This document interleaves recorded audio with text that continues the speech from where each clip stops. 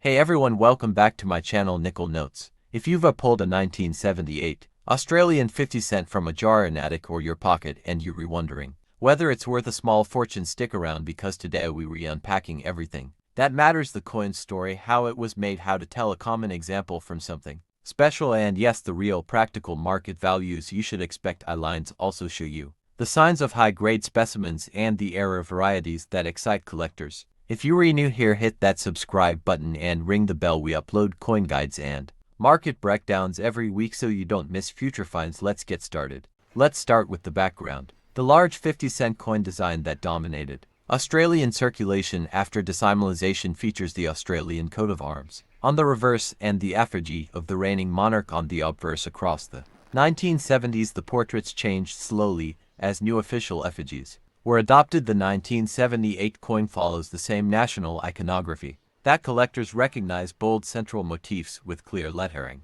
While the design may feel familiar, small differences in strike quality, toning, and die polish from year to year can influence desirability among specialists. Throughout this section, show close-up shots of the obverse and reverse and a side-by-side with other 1970s 50c pieces. What's this thing made of? The 50-cent coins minted in this style are typically cupronickel, a copper-nickel alloy, and struck on a large 12-sided planchet in some years, or as a round planchet in earlier issues depending on the exact series. Understanding composition matters because it determines how the coin ages and how it reacts to cleaning. Never clean collector coins aggressively. Mentioning the weight and diameter can help viewers identify genuine pieces. Show a scale and calipers while you speak. Also explain how minting volumes and production techniques: press pressure, die hardness, planchet preparation, affect strike detail, and surface finish. Collectors often ask about mintage figures and cryptic notes like, if you encountered in a listing or label, it could be shorthand someone used for mintage, a lot number, or simply a seller's note. Always confirm with reliable catalogs.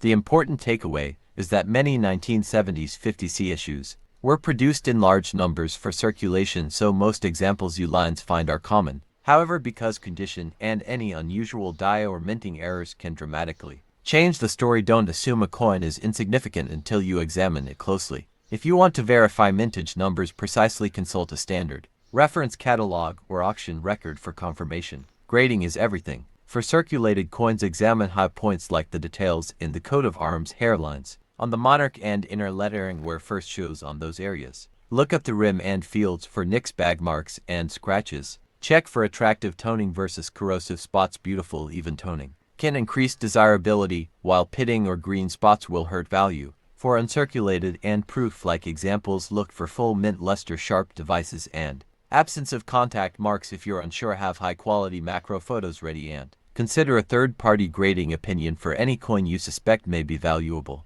Now the money question: how much is a 1978 Australian 50c worth? For most circulated examples, these coins are commonplace and are typically worth around face value to modestly above face value to casual buyers. Collectors pay more for nicer pieces. Mid-grade and circulated coins can command moderate premiums, and crisp certified mint state or proof pieces sell for higher when demand is steady. Importantly, values move with market trends, auction results, and whether there are known error varieties or low mintage proofs from that year. Rather than rely on a single number, treat value as a range influenced by condition, rarity, and beer interest. Always cross-check recent sales on auction sites and major coin dealers before pricing anything. This is the exciting part. While most 1978 50c coins are common variants and minting errors are what make a collector's heart race. Look for doubled dies, weak strikes, off-center strikes, planchet flaws, or die cracks. Any of these can elevate a coin's value if they are clear, documented, and desirable to collectors.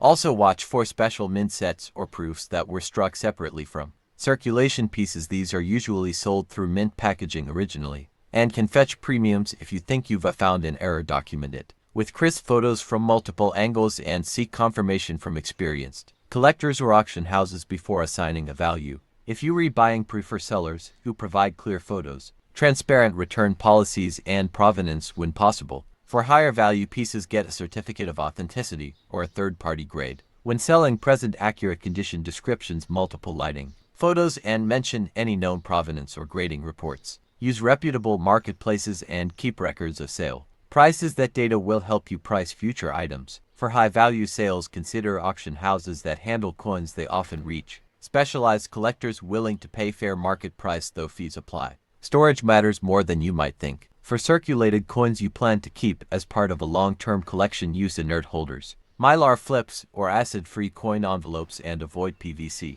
containing plastics that can cause sticky green residues. Store coins in a stable, cool, dry environment away from direct sunlight and humidity. Handle coins by the edges with clean cotton gloves or finger cots to avoid oils and fingerprints. If you have a graded slab, keep the slab intact. Don't attempt resubmission unless you have a reason. A second opinion can help but costs money. A short demonstration showing proper handling and holder types will be helpful to viewers. To wrap up, the 1978 Australian 50-cent coin is an enjoyable piece for new collectors. Common in circulation yet full of small details that can surprise you if you look closely. If you found one, compare it to the images we showed today. Check condition and research recent sales before assuming a big value. If you like this deep dive, smash that like button, subscribe for weekly coin explorations, and comment below with a photo or description of your coin. Our lines feature interesting finds in the next video. Also tell me if you want a follow-up video. Should I price a bunch of 1970s 50C coins live or deep dive into specific era examples? Thanks for watching and see you on the next coin hunt.